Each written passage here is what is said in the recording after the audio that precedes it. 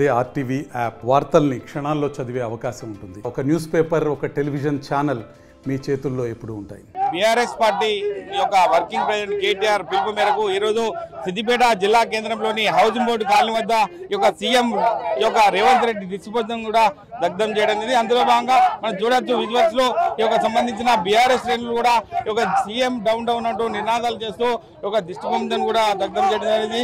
అందులో భాగంగా మనతో పాటు సంబంధించిన మహిళా నాయకురాలు ఉన్నారు. మేడం చెప్పండి, ఎందుకు వ్యక్తం చేస్తున్నారు? భట్టి గారు నిండు సభలోని సబితమ్మను అవమానించిండు, ముఖం పెట్టుకొని ఇక్కడ వరకు వచ్చినామని అన్నారు. అది కరెక్ట్ కాదు, ఆ భాష వాడడం కరెక్ట్ లేదు. అందుకని మేము చాలా ఫీల్ అవుతున్నాం, అందుకే ధర్నా చేస్తున్నాం. మీరు చెప్పండి అమ్మా, ఏంది ఈ రోజు తెలంగాణ గవర్నమెంట్ ప్రజలందరూ సీఎం గారిని ఏదో మంచి పరిపాలన అందిస్తాడని ఎంచుకున్నందుకు ఈ రోజు మహిళలకు మంచి బుద్ధి చెప్పకుండా రాజ్యం వెళ్తుందని అనుకుంటున్నారు. కానీ ఖచ్చితంగా మహిళా లోకం కన్ను తెరుస్తుంది, రేవంత్ రెడ్డికి సమాధానం చెప్తుంది. ఏదో మోసపోయినందుకు ఇలా జరుగుతాయని అనుకోలేదు. అనుకోకుండానే మహిళలను తిట్టడం వలన మహిళా శక్తి లేస్తుంది. ఖచ్చితంగా మహిళా శక్తి రేవంత్ రెడ్డి గద్దె దించుతుంది. అంటే తీవ్రంగా తప్పు పడుతుంది మహిళలు చెప్తున్నారు. చెప్పండి, మీరేం చెప్తారు?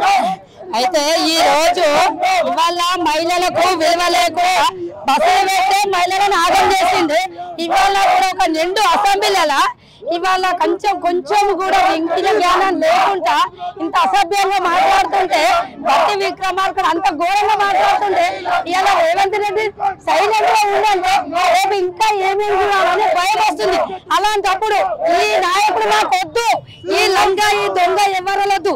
ఏ నుంచి గుంపులకి వచ్చిండో మేస్త్రి ఆ గుంపులకే పంపించాలని ఆడవాళ్ళందరం ఇవాళ రోడ్డుకి ఎక్కినాము. ఇంకా ముందు కూడా ఇలాంటి పెద్ద పెద్ద ధర్నాలు చేస్తాము, ఇంకా పెద్ద లెవెల్లో తీసుకుపోతాము, తగిన బుద్ధి చెప్పుతాము భక్తి విక్రమార్కునికి ప్లస్ ఈ పోటోనికి. మీరు చెప్పండి అమ్మా, అంటే ఈ సంఘటన చూస్తుంటే తీవ్రంగా కలిసివేసిందని చెప్పచ్చు, మహిళా లోకాన్ని కూడా తప్పని తెలుసు. ఆ విషయంలో మీరేం చెప్తారు? నిన్నటి నుంచి న్యూస్ చూస్తుంటే నిన్న జరిగిన అసెంబ్లీలో సబితమ్మను చాలా అవమానకరంగా మాట్లాడారు. వాళ్ళు కూడా పార్టీ మారి వచ్చిన వాళ్ళే, ఆమె ఏం తప్పు చేయలేదు, మా పార్టీకి ఎంతో న్యాయం చేసిండ్రు. ఆమెను ఇట్లా అవమానకరంగా మాట్లాడడం భట్టి కానీ రేవంత్ రెడ్డి గారు కానీ సభుజితం కాదు. ఇంకొకటి ఉచిత బస్సు పెట్టారు, ఎందుకు మహిళలను గౌరవిస్తున్నా మహిళల కోసం పెట్టినారు. ఎందుకు పెట్టిండ్రు? ఇట్లా అవమానించడానికి వాళ్ళు పెట్టేది. మా సబితమ్మకు వెంటనే క్షమాపణ చెప్పాలి, అదే మా డిమాండ్. ఈ క్షమాపణ చెప్పకపోతే భట్టి గారు కానీ సీఎం గారు కానీ క్షమాపణ చెప్పకపోతే ఈ రోజు అసెంబ్లీలో క్షమాపణ చెప్పాలి. చెప్పకపోతే ఎంత దూరం అయినా వెళ్ళడానికి మేము సిద్ధంగా ఉన్నాము. మీరు చెప్పండి అమ్మా, అంటే ఇటువంటి సంఘటనను ఎప్పుడు చూడలేదు, ఇది జరిగిన సంఘటన ఎట్లా చూడొచ్చమ్మా? ఇక్కడ సభకు ఇంత అన్యాయం చేసుడు, నిండు సభల ఒక మహిళను అన్యాయం చేసి మాట్లాడు రేవంత్ రెడ్డి పద్ధతి కాదు. నువ్వు ఒక్కని మాట్లాడితే మేము లక్షల మంది కోట్ల మంది మహిళల సభ చేసి ఆమెను మాత్రం మేము అందరం కలిసి ఆమెను తీసుకొని వచ్చి నువ్వు క్షమాపణ చెప్పేదాకా విడిచిపెట్టాం. రేవంత్ రెడ్డి మర్యాద అంటే ఇక్కడ పరిస్థితి చూడొచ్చు, అంటే ఇక్కడ పరిస్థితి అందరూ కూడా తీవ్రంగా వ్యతిరేకిస్తున్నారు. చెప్పండి అమ్మా, ఏంది మళ్ళీ మా కేసీఆర్ సారు 10 ఏళ్ల కాలంలో ఏ మహిళను కూడా కించపరిచినట్టు ఇప్పటి వరకు మాట్లాడలేదు. అందుకే సీఎం గారు మా సబితమ్మ గారికి వెంటనే క్షమాపణ చెప్పాలి, లేకపోతే ఎంత దూరమైనా వెళ్ళడానికి మేమందరం సిద్ధంగా ఉన్నాము. ఇంకా సీఎం గారు ఎన్నో చూడాల్సి వస్తుంది. ఈరోజు ఓన్లీ కాలబెట్టినాం, నిజంగానే కాలబెట్టే కాలం కూడా వస్తుంది. అసెంబ్లీకి పోతాం, అసెంబ్లీ ముట్టడి చేస్తాం. రాజకీయం అన్నది నేర్పింది ఎవరు? అవి శబ్ద ఇందరెడ్డి నేర్పింది రాజకీయం అంతా. సీఎం ఎట్లా అయిండు, ఆమె నెప్పి పెట్టుకుని ఆ స్థలంలో పోయిండు.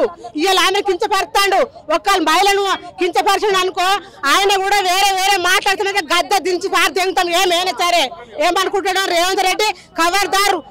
ఒక్క మహిళను కూడా ఇంతవరకు ఇప్పుడు 35 ఏళ్ళు అవుతుంది రాజకీయంలోకి వచ్చి అధ్యక్షుడు ఉన్నప్పుడు కూడా కేసీఆర్ ఇవాళ ఒక్క మహిళను కూడా ఒక్క మాట అనలేదు. ఒక ముసలాం కూడా దగ్గర తీసిండు, ఒక పిల్లలను లేని కూడా భార్య భర్తలు చచ్చిపోయాలను కూడా దగ్గర తీసిండు, వాళ్ళు ఎత్తుకొచ్చిండు. అవసరమైన వాళ్ళకు పంచవాటి చేసినప్పుడు ఇవాళ నువ్వు ఏం మాట్లాడుతున్నావు రేవంత్ రెడ్డి? ఇవాళ నీకు ముక్కు ప్రోత్సాహాలు మాట్లాడుతున్నావు. నువ్వు ఎంతటోనివి, అంత నిర్ణయాలు పుట్టినావు. నువ్వు రాజకీయం అంతా ఎంత రాజకీయం అంత అంటే ఆయన చంద్రశేఖర్ అంత అనుభవం నీకు లేదు నీకు రాజకీయం. నీకు ఇప్పుడు రాజకీయం చేయలేదు. చెప్పండి, మీరు చెప్పండి, ఒక మహిళలపై ఇటువంటి ఒక మాటలను కూడా ఎట్లా చూస్తారు మీరు సిద్దిపేట జిల్లా పక్షాన?